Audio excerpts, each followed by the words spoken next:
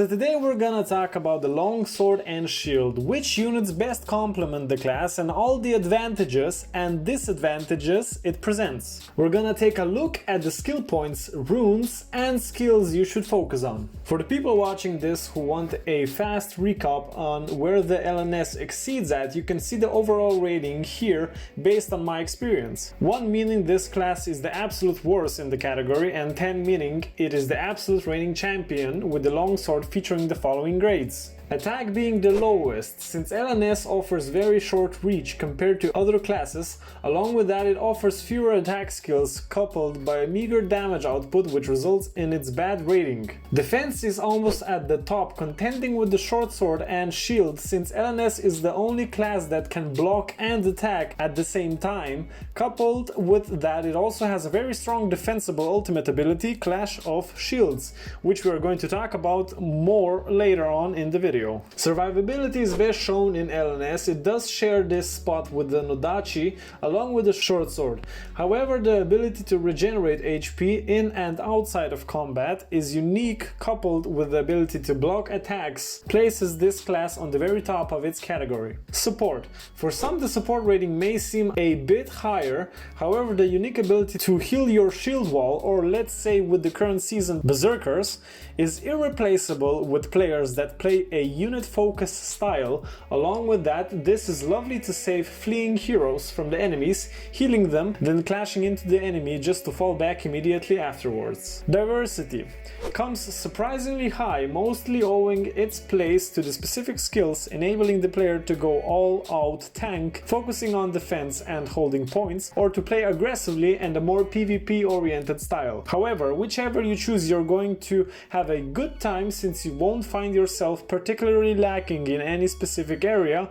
unlike the assassin or bow. Based on the following grades, most of you have already figured out that the best unit class to couple with LNS is shields, since you can easily keep healing up your units and use them to assist you in your defensive playstyle. Secondary units that are also good for the LNS is sword infantry and attack units, since they provide a more offensive approach. Archers are also recommended as a strong support, however they do demand a steady learning curve to build on in order to utilize them better and better. However, I wouldn't recommend using pikemen, since their reach doesn't complement your class. That was the fast recap for the LNS, and now for all the information hungry people that want to dive deep into the full setup of the class, stay with us and we're going to talk about the skill points, skill sets, and of course, with the newly arrived season, runes. While playing LNS, people are going to have different takes on this, but as far as I figured out, the best way to distribute your attributes is at least 50 on health and at least 50 or more on strength.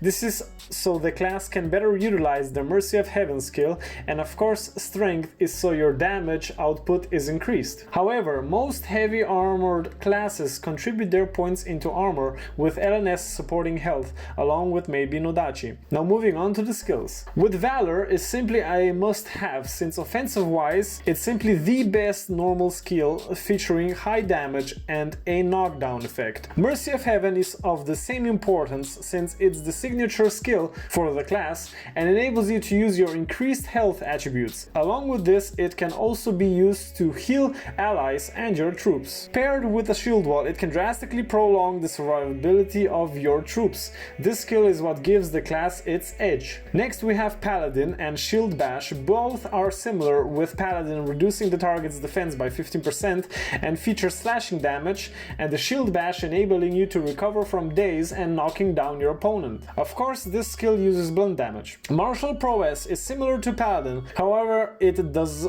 noticeably less damage and heals you for 3% for each enemy you strike. This skill is particularly useful if you're looking to be the ultimate tank, however it will lessen your damage output. Last of the normal skills, we have Knightly Vows. Now I don't see this skill being particularly useful in your daily siege, however I can imagine if someone manages to master it in ranked PvP or territory wars, they can significantly boost their allies and chargers of their units. However, for the majority of players, I'd suggest skipping past this one. Finally, we have the two ultimates LNS offers. Class of Shields being the more diverse one, since it enables you to run forward, shield in front, knocking and slowing anything you hit to the ground.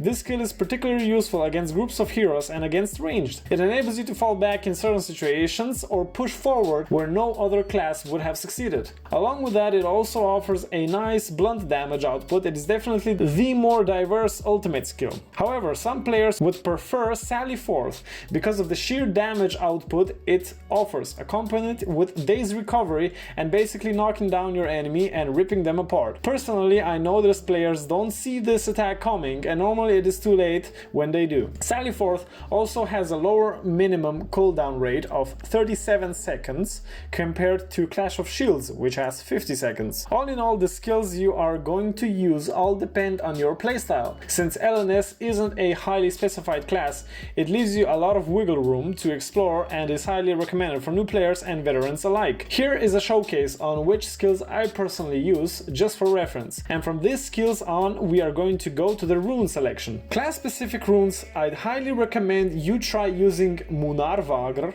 since it enables you to regenerate 1% of your health for every second as soon as you drop to 25% of your total hit points. This lasts until you reach 50%. However, if in multiple battles you don't see yourself using this rune too much, maybe because you are a more cautious player, I'd recommend switching it out for something else. Since it takes 4 slots, it probably isn't worth it for you. And the last rune I'd specifically recommend is Noatun, which basically buffs your Clash of Shields ultimate, of course if you use it. It makes you ignore 40% of damage taken for 5 seconds after activating your ultimate. However, if you're not using this skill, it makes no sense of equipping it. Now moving forward, I know there are many heavy armor specific runes, but for this class I'd recommend sticking to the 2 slot runes, focusing on life increase and damage increase, except maybe Bravelir, which enables you to take 15% less damage if your health falls below 30%. This is very nicely paired with Munarvagr. Aside from that, I'd recommend to stick to slashing, blunt damage and health increase. Of course, this is my personal opinion and you are free to experiment for yourself. I really recommend switching up your runes, especially if you notice in multiple consecutive battles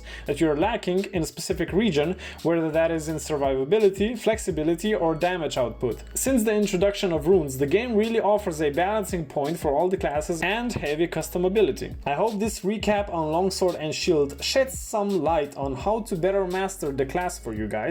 If I left something out, please leave a comment and I'll answer almost immediately.